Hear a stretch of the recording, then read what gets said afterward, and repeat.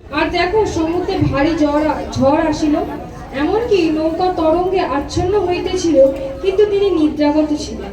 তখন তাহারা তাহার নিকটে গিয়া তাহাকে জাগাইয়া কহিলেন, হে প্রভু, রক্ষা করুন, আমরা মারা পড়িলাম। তিনি তাহাদিগকে কহিলেন, হে অল্প বিশ্বাসীরা, কেন ভীরু হও? তখন তিনি উঠিয়া বায়ু ও সমুদ্রকে ধমক দিলেন, তাহাতে মহা শান্তি হইল।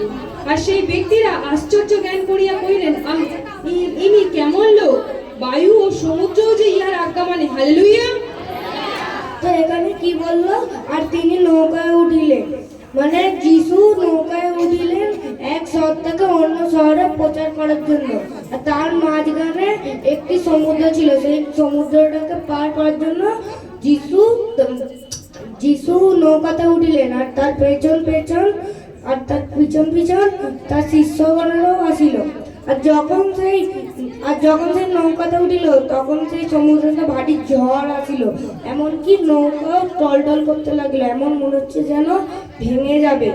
তখন তার শিষ্যরা ভীত হয়ে ঈশ্বরের কাছে গিয়ে বলল যে, হে প্রভু, আমাদের বাঁচান, আমরা মরিয়া যাইব। তখন যিশু বললেন যে, হে অল্প বিশ্বাসীরা, ভীরু হও কেন, আমি আছি। তখন সেই ঈশ্বর নৌকার ওপরে দাঁড়িয়ে সমুদ্রকে ধমক দিল যে, সমুদ্র দাঁড়িয়ে যা। তখনই সেই ঝড় বায়ু দাঁড়িয়ে গেল।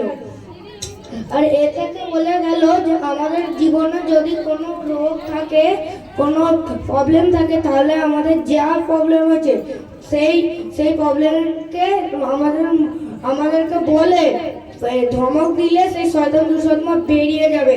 যেমন এখানে ঈশ্বর সমুদ্রকে ধমক দিয়েছিল, তেমন আপনারা তোমাদের রোগকে ধমক দেবে, তাতে চলে যাবে। হালেলুয়া। সকলকে জয় জয়।